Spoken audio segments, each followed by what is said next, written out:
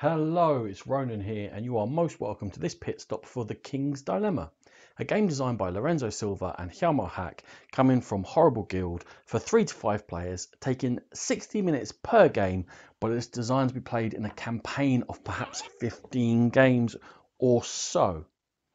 In The King's Dilemma, each of the players represents a house who's going to be voting on different dilemmas facing the nation over the course of this campaign, and each individual 60-minute game represents the reign of one monarch. So we're going to be going over eras and centuries looking to guide our kingdom. Now, before you get worried, everything that I'm going to show you here is from a demo kit, so there are no spoilers for the actual campaign itself.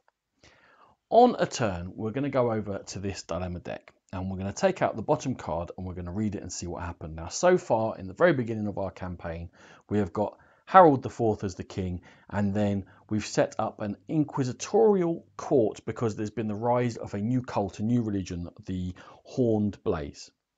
Now, the inquisitorial court in this dilemma has discovered the Horned Blaze has published a pamphlet linking their cult to the old religion that's going on over the course of the game. Each of the players is now going to choose to vote for the aye or the nay optional dilemma, and this happens every single round. And you get an indicator on here of how it's going to affect the different resources within the kingdom, because it's marked by these 5 tracks as well as overall stability.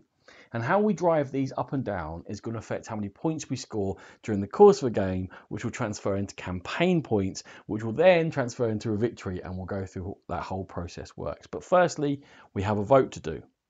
When it comes to a vote, you have got 4 options. You can vote aye to go towards the aye option. Whenever you vote aye, you must add power to your vote. And it starts with the leader from the previous vote. They must vote first. And you'll see how that changes hands, because you can also vote nay.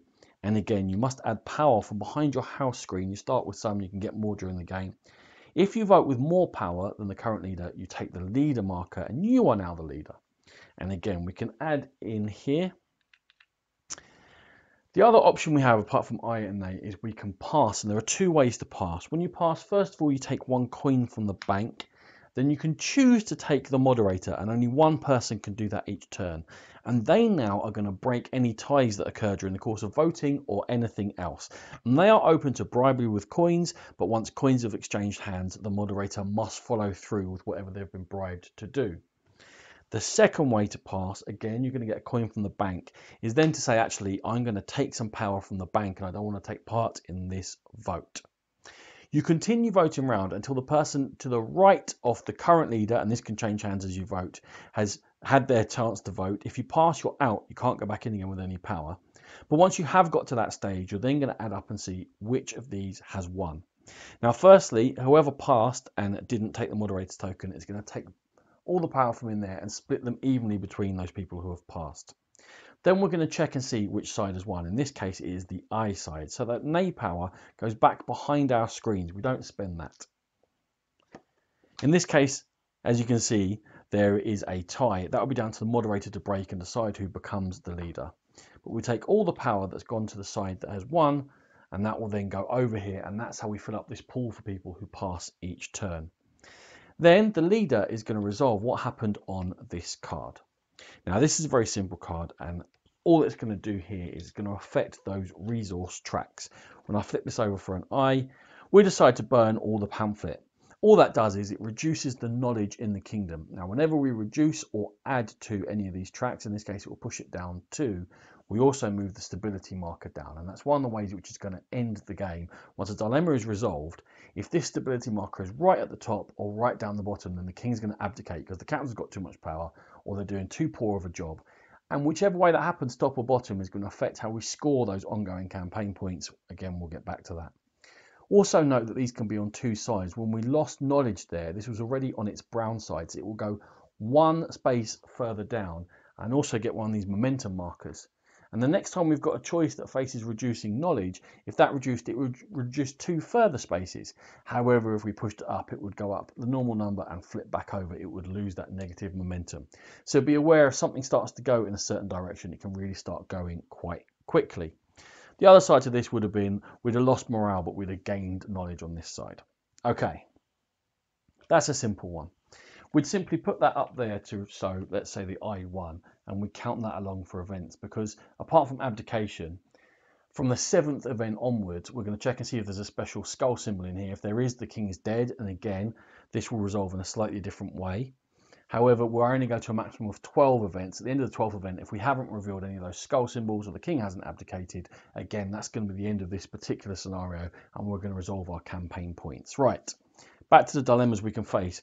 In this one, a member of the inquisitorial court has gone beyond the mandate and killed a child, and you're going to face some quite adult situations like that within this. We're going to vote on this whether we do capital punishment or not. If we do, we'll go up there and we'll restore some stability to the kingdom. If we decide not to, and there are reasons why people will be voting to destabilise the kingdom, not only will we get a reduction there in our moral standing, but also we're going to get a sticker, because stickers can come into play on the board, and they will affect the game, and they will be ongoing, and they'll affect the next time we play. We'll check all of these up here now. We've made a morally bankrupt choice. Whoever's the leader and has put most power into that choice will have to sign it and say, I've taken responsibility for that, so I've signed that one, Sean, because morally bankrupt. Okay. These will also affect some tokens you get at the beginning of the game, which will affect your scoring. For example, if this stays in play like this, you're going to get this token. This is to do with our morale. And you're going to check, and anyone who's got these negative ones, if those markers are in the bottom two at the end of the game, they're going to lose some points. But if you've got put positive effects into play, you can get positive ones. And if those markers are towards the top, they will score you points. So putting these stickers in both affects how the game is ongoing, but also they're going to affect the players and how they can score points for the next game. So you're always looking and planning ahead. So as well as just moving these tracks up and down, bringing these stickers into play, this one here tells us, are we going to put out a diplomatic mission towards this Horned Blaze cult and send some of our religion out there? And if we choose to or choose not to, that's going to allow us to open one of two different envelopes within the game. And this is how we're going to get more cards and shape the story. Now, in this simple demo, that's as far as you go, but also that's going to affect the way that the whole campaign scores, how different things come into play, and the whole thing's going to be shaped by your decisions as a group. For example, if we do choose to send this diplomatic mission, we now have a story point, which as long as it stays in play as the top one, again, the leader would sign it, they're going to get a boost in power, and we get a set number of slightly more positive events which we can resolve. If we had chosen not to do that, and you wouldn't know this beforehand, and again, don't worry, this is just a demo kit, we actually get a negative story event, and that will turn all of these to their negative side before the start of the next game. And again, we get different events to resolve, and these are slightly more negative. So, okay, we're voting, we're resolving these. We're going through until the king abdicates or dies, and that's when we're going to resolve the points for this particular game. How are we going to score points? First thing is, each player drafts a secret agenda at the beginning of the game. And that's going to give you different ways of scoring. Now, these are called agenda points. They will transfer into the other points in a second.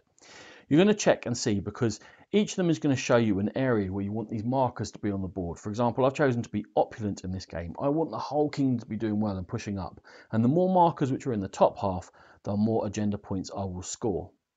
You're also going to check your ranking each game in terms of how much money you have left over. And depending upon which agenda you've chosen, it's going to score you more or fewer points to be in the top 3 ranking for money.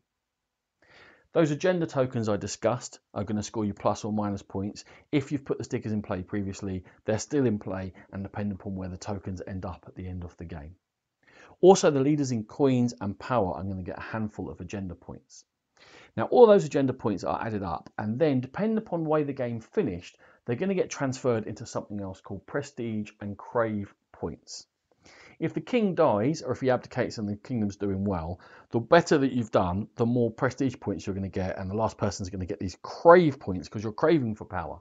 However, if it's the other way and he's abdicated because it's doing poorly, those are going to get more crave points if you're the one who scored most points and fewer prestige points. Now, you're going to mark these on here because at the end of the whole campaign, prestige and crave points will score differently, and that will be decided by your choices. There's a couple of other things that you need to note when you choose your house, and this will be your house for the whole game. This draft that I did where I chose opulent, the reason I chose it is because if you choose a certain agenda a certain number of times, it's going to score you prestige or crave points. Also, you're going to get achievements down the side of the board. Some will be narrative, and these cards will tell you if there's been a narrative achievement done, and some of them are exclusive to each other, so you're definitely going to head-to-head in votes. And some of them are just having things. For example, this one is if the wealth is the highest on the track at the end of the game. I get to mark that off. If I get that 3 times, I get an ongoing power. In this case, I get power every time I pass. So what my house wants as a long-term goal, what my agenda wants as a short-term goal, is going to drive how I vote and all of these dilemmas. How these dilemmas get resolved is going to drive the story, and the story is going to drive how these prestige and crave points get resolved, and who will be the eventual winner of the campaign of King's Dilemma. This has been a Game Pit Stop. For more videos like this, please check out the Dice Tower YouTube channel. For our opinions in gaming, please check out the Game Pit Podcast, a proud member of the Dice Tower Network. Thank you.